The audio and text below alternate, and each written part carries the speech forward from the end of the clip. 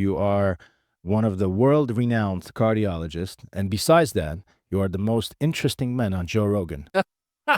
Elon Musk might be wealthier than you, but you are more interesting because your podcast was one of the most viewed podcasts on Rogan. Correct me if I'm wrong. Right. I have a new book out, Vaccines, Mythology, Ideology, and Reality. And Joe Rogan wrote one of the last comments on the very back at the bottom. Dr. Peter McCullough was right all along. Very nice. There you go. Short and sweet. Yeah, absolutely. I mean, you were you not? Well, you give Joe Rogan credit. Now, when Joe had me on, we were actually 2 years into the pandemic. Yeah. If you ever had me on again, I'd say, Joe, we made such a big hit, but you were pretty late on this. It's pretty late. Even when Tucker Carlson had me on, he was 18 months late. So let me tell you, in 2020, I don't know what you were doing, Joe. Were you doing very many podcasts trying to figure out what's going on? No, but I was watching those podcasts to figure out what's going on with But COVID. in 2020, there was almost none. It was interesting. In medicine, the grand rounds shut down. Everything shut down. I was at a hospital. We were told not more than 10 people could get into a room. So we actually couldn't even talk to each other. So I think losing the ability to talk like this in 2020 shut things down.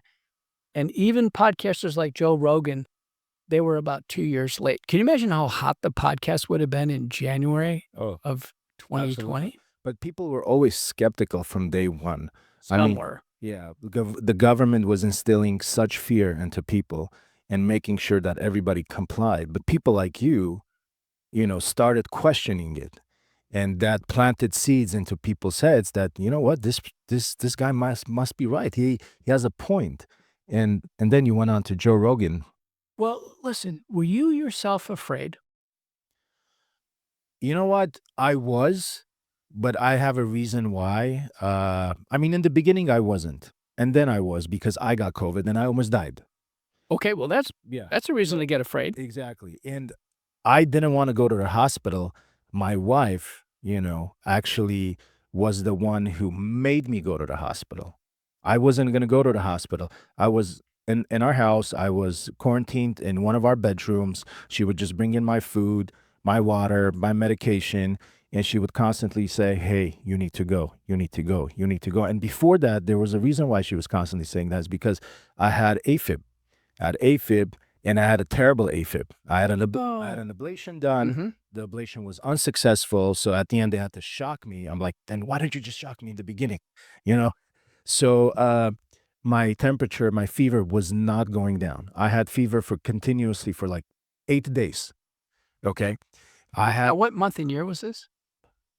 This is end of 2019. Or beginning of 2020, if I believe. If I remember. This is the real Wuhan strain. Exactly. This is the most severe strain. Exactly. This was the most severe strain that I got.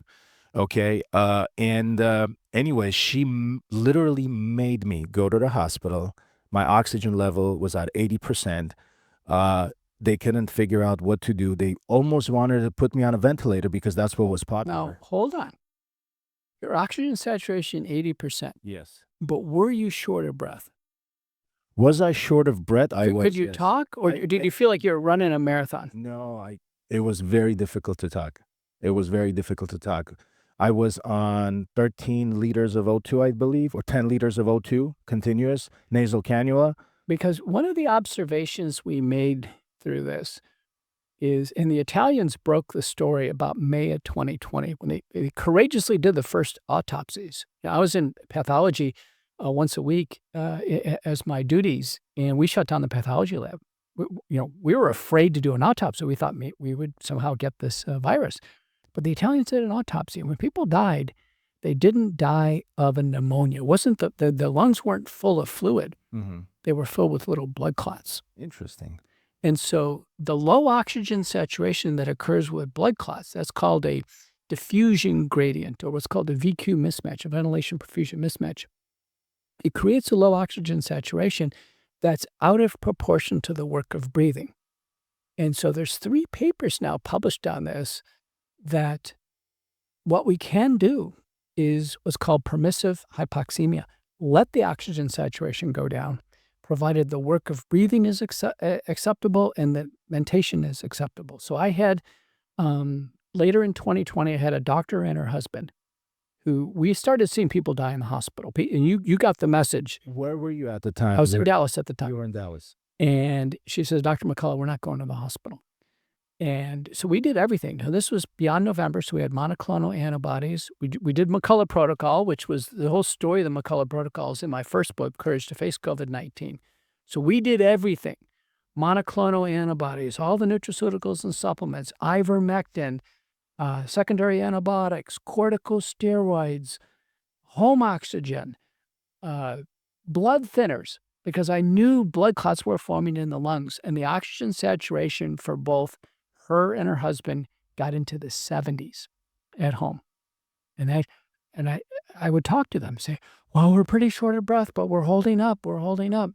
And I said, well, how are you doing in terms of thinking? Well, we're still clear in our thinking. And they said, we're going into the oxygen saturations in the 60s when we, go to get something to eat in the kitchen, what have you, exert ourselves a little bit.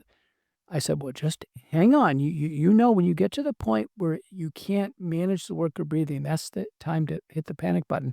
But I said, when you go into the hospital, for sure you will go on the ventilator. For sure. That's going to happen. And this lasted about 3 to 4 weeks, and they pulled out of it.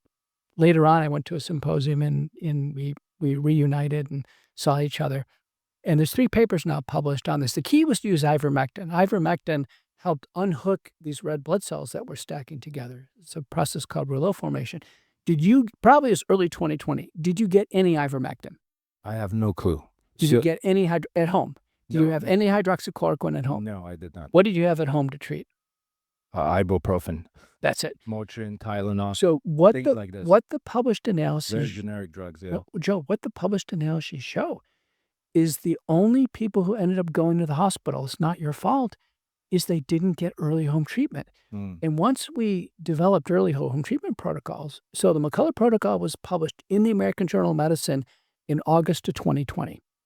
It became the Association of American Physicians and Surgeons official treatment protocol by October of 2020. Now, the analyses show the only people who actually went to the hospital or died were people like you. They didn't get early treatment. That's a sad statement. If our government would have assisted me and doctors in my circles to treat high-risk people at home, and you were high risk because of this AFib, you had this cardiac history, we wouldn't have had the loss of life. I had dual-side pneumonia. And what saved me was I got the blood transfusion with antibodies in it, plasma. Plasma exchange. So I had a plasma exchange, and then after the plasma exchange, like literally within, I would say, 4 or 5 hours, completely different. But that's how the monoclonal antibodies work. So with monoclonal antibodies, the first one came out in November of 2020, is bamlanivimab. They're like a miracle. Trump got monoclonal antibodies, by the way, when he got COVID in April of 2020. Do you know there were 6 of these that came out sequentially over time? And within a few weeks, each time the government pulled them off the market. Really? And our government bought enough of these monoclonal antibodies, which I used in hundreds of patients. They were safe and effective, but the government pulled them off the market within a few weeks or months. For what reason? They said, well, they're probably not going to work because the virus is mutating.